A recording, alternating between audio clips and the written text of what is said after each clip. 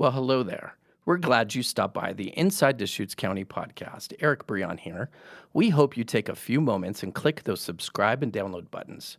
Wherever you might be and however you might be listening, we want to bring you the stories and people doing amazing work in our county. Be sure to catch us wherever you listen to your podcasts. You can also find us on Deschutes.org/podcast. Deschutes County is an amazing place to live. Ease of access. Work and play. Great place to raise a family. I love the weather and the high desert. At Deschutes County, we provide excellent service. We're here to help you. Deschutes County is the heart of Oregon. Everyone wants to be here. This is episode 8 of the Inside Deschutes County podcast. Thank you so much for joining us. Lots happening around the county, so much to share with you. We're going to jump right in. Today, my guest is a person who has his finger on the biggest projects across the county. Lee Randall, the Deschutes County Facilities Director, is here. Thank you so much for stopping by. Thank you for having me. It's great to be here. I see you everywhere, and that just means to me you're a very important person. I don't know about important, but I do get to visit all the departments across the county. Lots going on Yep. in the facilities world. So I have an admission to make, and I hope you can forgive me. Okay. Because when it was suggested to me to bring the facilities director on, I was like, what in the world are we going to talk about? But you hadn't met me yet. To You make didn't this know about interesting, right? my winning personality at that point. That's a big part of it. You're a funny guy. But yeah, I was like, man, what are we going to talk about? Are we going to talk about, plowing of sidewalks? What are we going to do here? And then you shared some really great information with me, and I appreciate that because now I kind of have a little bit better idea as to what's going on. And it's a lot of important things with big impact, not only for people who work in the county, but obviously people who use our services. What's the biggest thing right now that's probably, has an impact going on right now?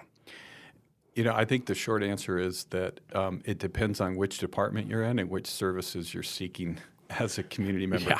Yeah. But in terms of impact in the downtown campus in Bend, the courthouse expansion is something that Huge. We're excited about. It's been in the planning stages in reality since 2003 when the existing expansion was completed. And so that's going to have a big impact on downtown Bend. But across the county, we have other projects in the works that we'll probably delve into, including work in Redmond. It's been great to expand our campus near the hospital and near St. Charles in Redmond. And then we have some, remodel projects that are taking place in Sisters and South County and really across the county. And so as the facilities department, one of the great things is that we're countywide.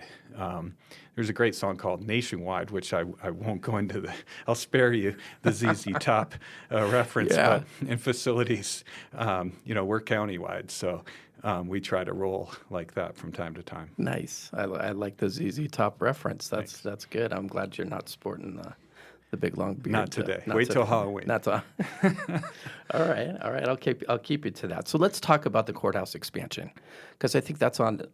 We're getting close, right? I mean, this is around the corner. This is a $40+ million project that's going to reshape downtown to a certain extent. I mean, it's going to that Wall Greenwood area. This courthouse expansion, it's going to bring it all the way out to Greenwood, right? Correct. We'll be near the property lines along Greenwood and Bond Street. And we've got, still a lot of planning work to go in to the project in order to get started. But we're targeting early winter to be able to break ground. So Early that quickly? Yeah. So we're in 4 to 6 months. I say quickly. It's been 20 years in the making. Correct. But when you get down to the last, few months, it seems really quick. So what's the first step in all of this? Because, is it just going to be digging up earth? What can people look for as, hey, this is underway? Yeah, there'll be some demolition of existing parts of the existing building. We have another building on the site that we're still working through the disposition of that to to get to the point where it could be removed and be able to prep the site for the project. And then moving forward, you'll see, the typical kinds of work that you see on a fairly large commercial project, which is the groundwork, excavation, and then by this time next year, hopefully we'll be seeing things come out of the ground. So it's expansion and also remodel. And what are we getting out of that? Is it what number of courthouses? What's obviously we've got the people, we need room for them, right? Yeah, and to the credit of the state circuit court staff currently, they're really squeezed in there. And so they're ready for some more space, and we're looking forward to being able to provide that. But in terms of the big picture of the scope, a little over 50,000 square feet total in the expansion portion of the work. That includes basement, secure parking, first floor for administrative space, a second floor with a courtroom set, and then a third floor that currently is proposed to be shelled out. And then in the future, another courtroom set would be replicated directly above the one below. So what about impacts to the current buildings? So this is pretty much, from my understanding, and please correct me if I'm wrong, this is basically the third expansion of the courthouse. Third, depending on how you count it. So, if we go back in history a little ways, in 1940, the original courthouse was built. 1977, a building was built with a connection via a breezeway.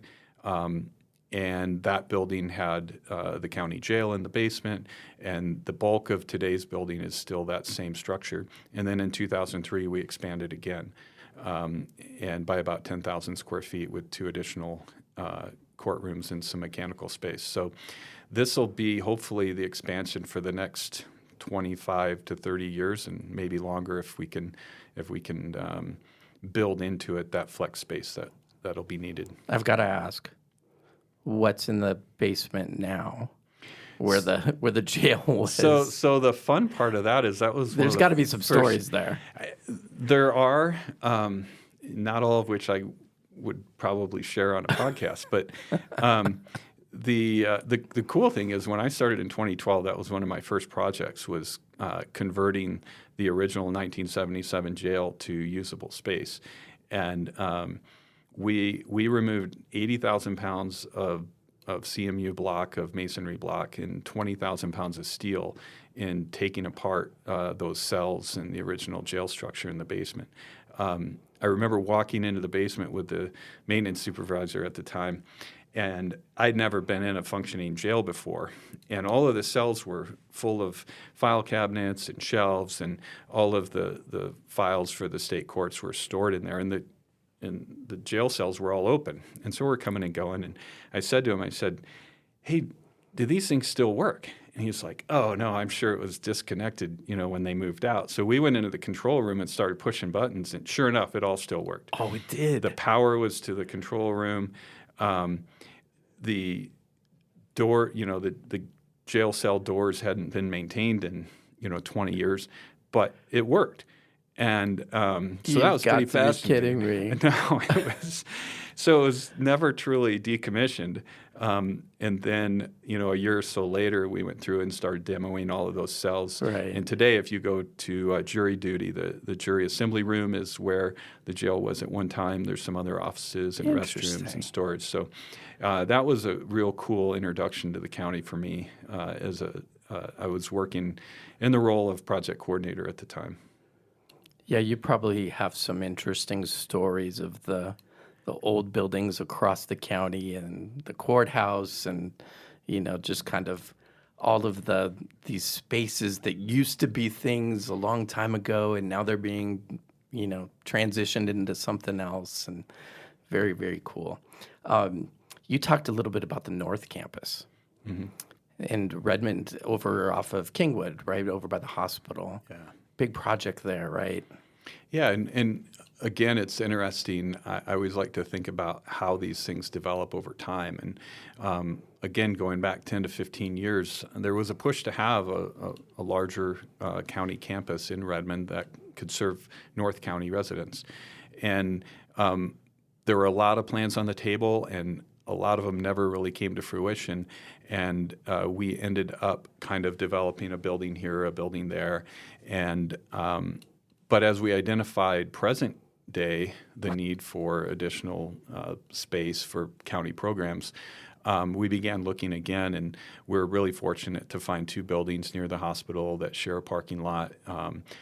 Our property manager, Christy Bollinger, did a great job in working through the acquisition of those of those properties. And here we are, a year and a half later or longer, and we've opened 244 Kingwood, and behavioral health is operating out of that building. And then 236 Kingwood, we expect will be operational in November, with some additional work continuing for our new 911 backup dispatch center. And so public health will be in the first floor, along with the offices for veterans services and the clerk's office, and some other shared space on the first floor of that building. So that's been an exciting project to see come together over the last year. Yeah, kudos to you and your team and the folks at Health Services who also helped. I've seen the 244 Kingwood building. Yep. It's beautiful. Yeah. So congratulations on that, because thank you. it's nice to walk in, and it's welcoming. You just know exactly where to go. There's the partnership with Mosaic. You know exactly where to go with that, and just excellent job on that. It's exciting to see how that whole area is kind of now coming together. Yeah, and that's the fun thing about my job is I get to come and talk about it, but all the work got done by folks in the facilities department and the health department, the planning that went into it, the design team, the contractor, and my part's really small, but I get to go celebrate it and talk about it in business meetings or board meetings and other functions. But it's all the folks that work on it every day leading up to it, work on it to get it done, and then I have a small piece of that. So Yeah. it's I was nice. going to ask you what your most favorite part of this job is, because it seems to me it's divided up in a couple of different ways. One, you've got these big projects which impact county employees, but those impact county services, which impacts the public. But then you have the planning, the organization, maybe the politics of it all, and the money, balancing all of that. And then you've got the completion of the work that's done. I would imagine that's the best part, but I mean, along the way, what's the thing that really gets you? I thought you were going to excited? give me the hard questions up, beforehand, so I didn't have to think about Well, them I on the weave spot. those in as we go. My background was in big box retail construction, and as a superintendent. And when I had the opportunity in the middle of the recession, obviously construction had really slowed at the time when I came to the county. And one thing that attracted me coming to the county was to be able to support through projects, through construction, which was my background, to be able to support stuff that provided services to the community and the folks around me. Something other than, as I used to put it, just selling widgets. When you're in retail construction, that's the push. We got to get doors open so that sales can happen. And as I got to know people around the county and got to see all the great work that behavioral health does, health services does, our law enforcement partners, the sheriff's office, community development, veteran services, the coolest thing about my job is I get to learn what they do, see the impact that they have on the community, because if we're going to do a remodel or provide maintenance services or custodial services, we need to understand what they need. And so the most exciting thing has been learning what everyone else does and having just enough knowledge about what they do to be able to provide the kind of environment, the built environment that they need to help them do their job. And so on any given day, I could be at the stabilization center, then be looking at upgrades and working on something related to the jail or parole and probation. The variety and then getting to see the great work that other people do that we have a small part in supporting. And what's interesting is just yesterday, in talking to some of the newer employees in our department, that came up from them, is that coming from wherever they'd been previously, the variety that they get to see in their work here is great. And then much to our maintenance team's chagrin, I love hopping in a plow truck when I can get away with it. Okay. So most of the time they're like, we This is really good don't need information. your help.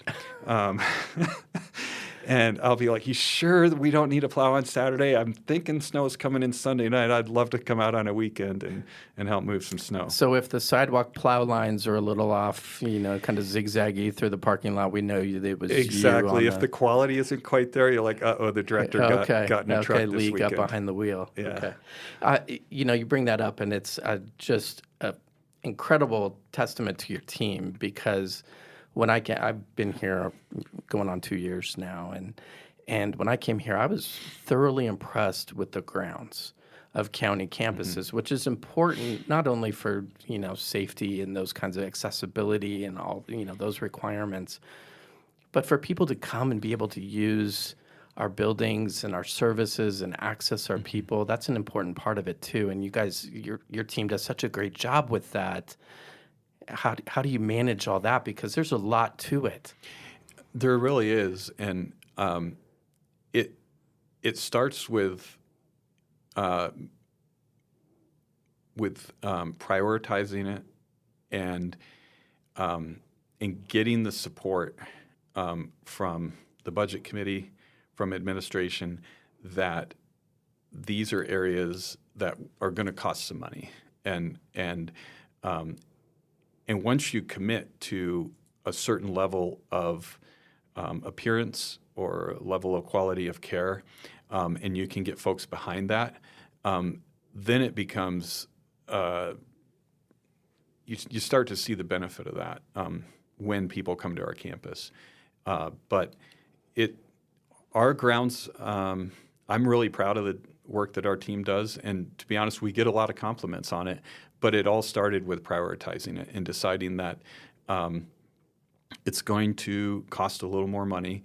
It's going to take more time and more effort up front, but it's a priority. And I think hopefully we'll continue to be known for that, and we'll continue to prioritize it. But it's sort of it begins to I can't think of the word, but it once you commit to something like that, it becomes sort of self-supporting in that, when you get compliments for the work that you've done, then it makes you want to do that much better of a job and to continue it. And then it also helps create the support that you need from at the budget level and elsewhere to commit the staffing that it takes and the cost for materials and equipment. Yeah, I think it has a snowball effect, right? I mean, so when it is prioritized, then all of a sudden the employees who come take care of the facilities, they're not hard on it. Things tend to be a little bit cleaner. The trash is picked up in the parking lot, because you care about the place that you work, and obviously want that to translate to the people who come and receive our services as well. Yeah, and for me, what's been cool is it's not something that I kicked off. We inherited it. It predates me. There's been a commitment to the grounds here at Deschutes County going back probably 40 or 50 years. When you look at the plantings that were put in place, and then I mentioned the previous maintenance supervisor, it was a priority for him. It was a priority for the previous director, and it's something we've tried to carry on. Super cool. You mentioned adult parole and probation, and you and I ran into each other at a gathering just recently. We just keep bumping into each other. We've run into the fair. We've run into each other. People might get the wrong idea here pretty quick. They just had a huge project too. Yeah. And I know that they're incredibly proud and happy and just grateful of the work that was done. Can you talk about that project a little bit, and then maybe evolve that discussion into there's a public safety effort going Right. on in general, right? So, Yeah. so maybe you can explain both of those things. Sure. The project you're mentioning is the parole and probation expansion, and it allowed community justice and PNP within the community justice department to consolidate their operations in Bend. They'd been operating out of two different buildings, and when at the grand opening where we bumped into each other, I had brought along with me a memo that Ken Hales, the previous director who retired midway through this project, had written in June of 2017 to Eric Kropp and I, talking about the need to consolidate operations and to expand the main flagship PMP building.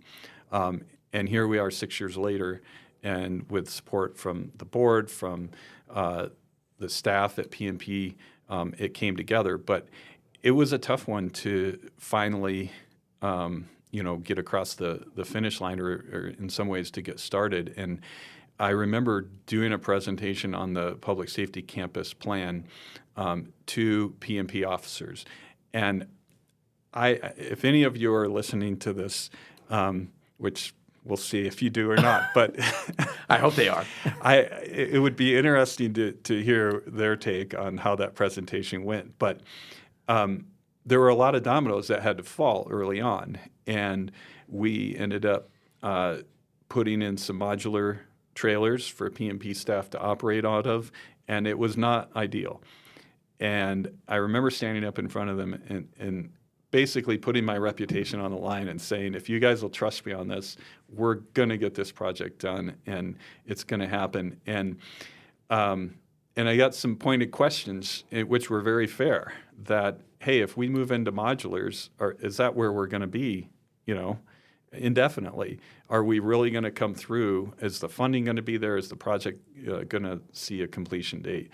And we got there.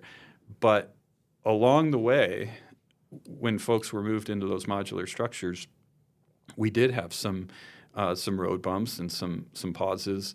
And I remember standing in front of them and saying, we're going to get this done, trust me. And when we hit those bumps, I remember thinking, oh, man, I told those folks we'd get this done. And there were times when I had my own doubts that we were going to cross the finish line. So I think that made that project especially exciting to finish.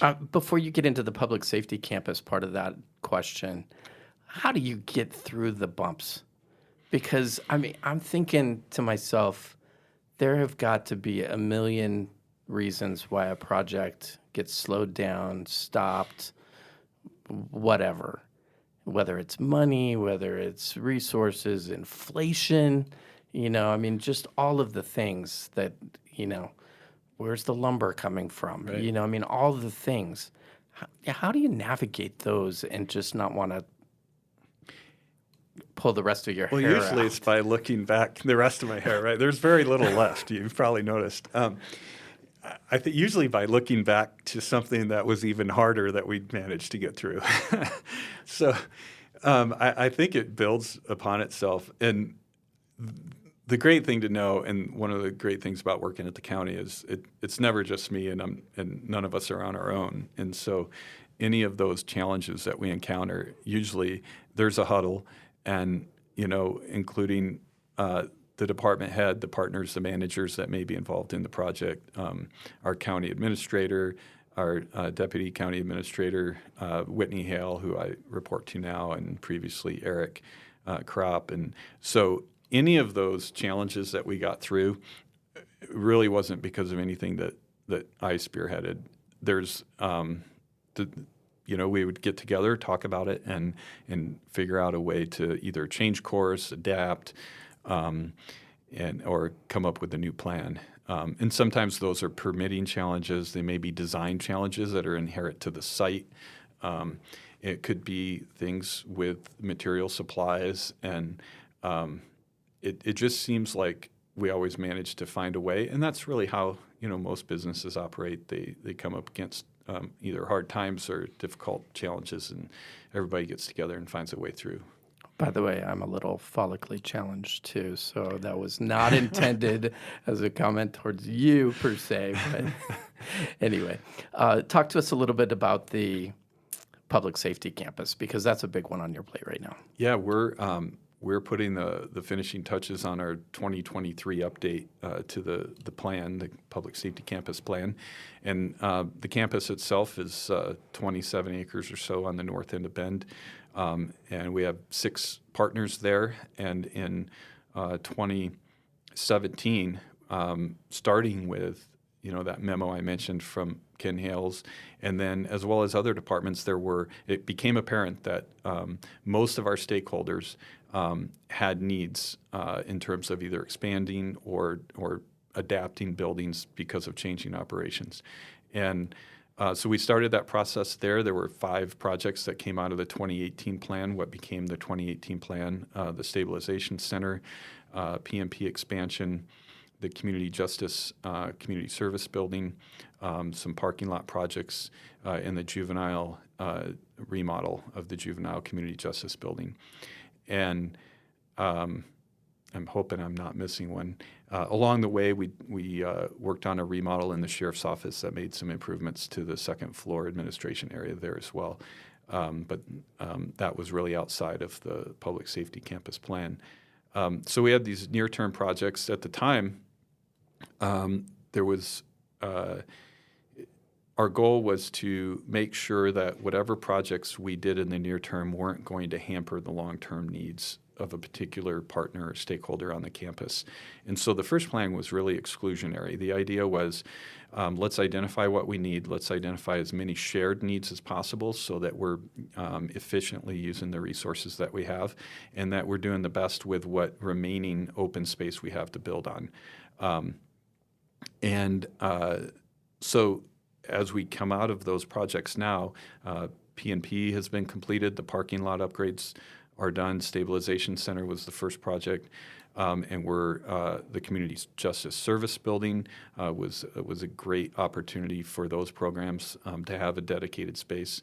And the final piece of that puzzle is the remodel to the Juvenile Community Justice Center to create some more usable space for the folks in that department.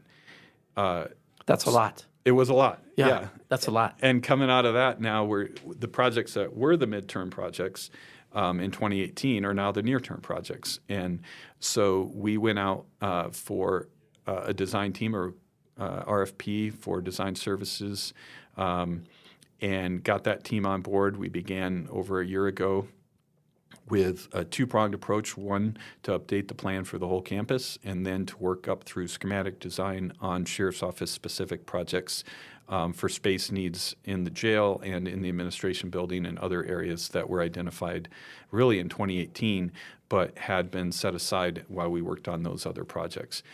So now we have gotten through the majority of the master planning portion, the majority of the programming and conceptual design for the Sheriff's Office projects. We'll be putting a bow on that and presenting that to the board in the next few months and moving forward to schematic design on some improvements to the jail.